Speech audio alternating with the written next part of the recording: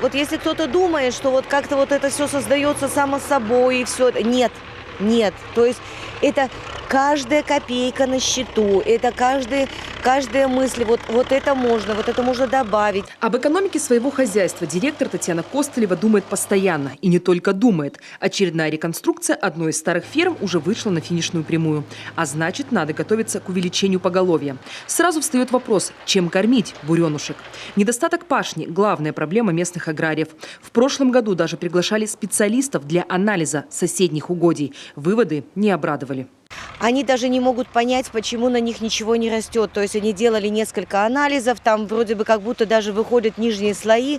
То есть вот эти вот почвы очень мелкоконтурные. То есть самый большой участок у нас 15 га. То есть его нужно как-то вот на нем вертеться, крутиться. Мы в прошлом году, в этом ужасном прошлом году, мы готовили сеновыбе в Кунибе, в Чухломе, в Визинге. Мы, в общем, обкосили весь белый свет, где что только можно. И мы вот даже не... Ну, мы планы все выполнили, конечно, но нам не хватает. Впервые за последние годы хозяйству придется сено закупать, а это непредвиденные расходы. Много денег уходит и на аутсорсинг. Своих кадров не хватает. Приходится приглашать специалистов со стороны.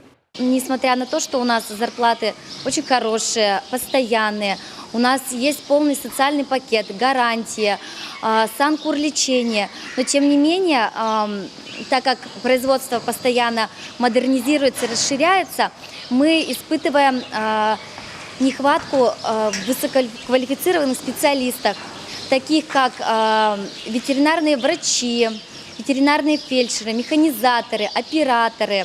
Несмотря на сложности по итогам прошлого года, хозяйство выбилось в рекордсмены. Здесь надоили свыше 7000 килограммов молока на одну корову. Это средний показатель по предприятию. Среди местных рогатых есть и те, кто выдают по 12 тысяч литров.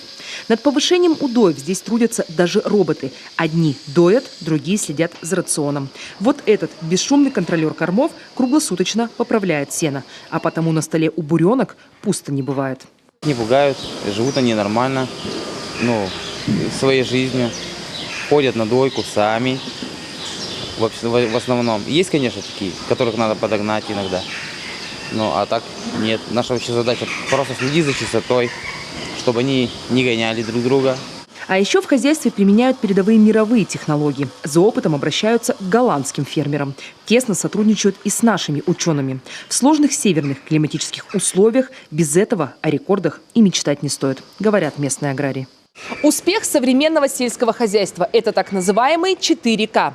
Коровы, корма, кадры. Последнее, четвертое, появилось относительно недавно. Это комфорт. Так вот, нижадровским буренушкам жаловаться не на что. И за те почти санаторные условия, которые у них сегодня есть, руководство хозяйства они благодарят стабильно высокими удоями. Виктория Палкина, Олег Жуковский, телеканал Юрган, Сысольский район.